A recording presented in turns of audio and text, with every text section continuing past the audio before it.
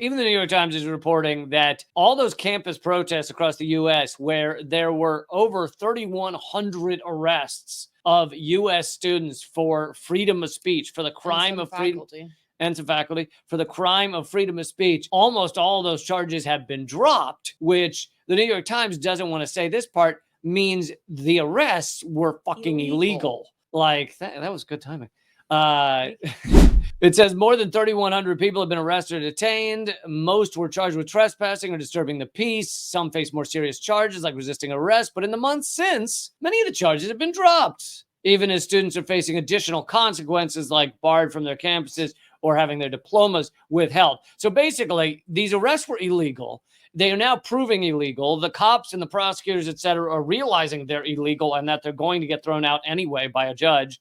And so many of them are dropping them. And then the colleges or the universities, because they still want to have some kind of ramification for daring to stand up against genocide, for daring to say your university shouldn't be investing in this genocide, investing in Israel to commit this genocide. They still want ramifications, so they're taking their diplomas and things like that.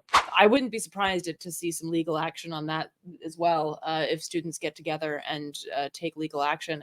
But this is an interesting, the way that the New York Times is like really like their angle on this. If you look at the map and there's a little a graph here. Oh, their angle is private versus public schools, which, okay, that's interesting and a kind of like, oh, okay, but it's not actually pertinent. it doesn't seem to matter. It doesn't matter at all. It does not matter at all with regards to the storyline being that these charges were dropped. So these graphs, this is another media literacy moment, folks.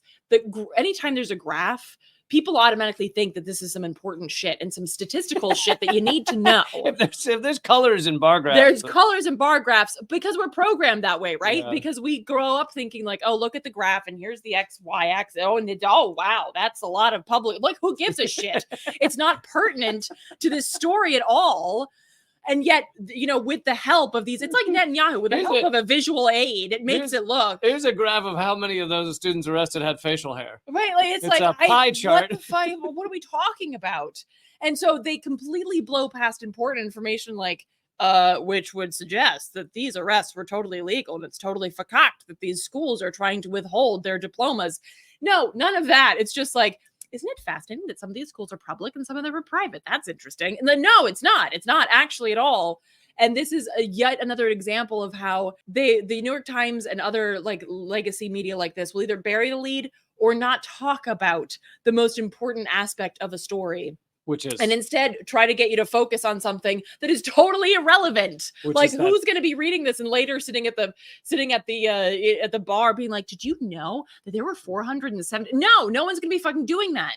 Yeah, and it covers up the fact that these are fucking illegal arrests. This is universities, some public, some private, that got the police, which are supposedly public, to arrest students for peaceful protest. Like, that's the story, you know, 3,100 illegal arrests across the country. That's the story. That should be the headline.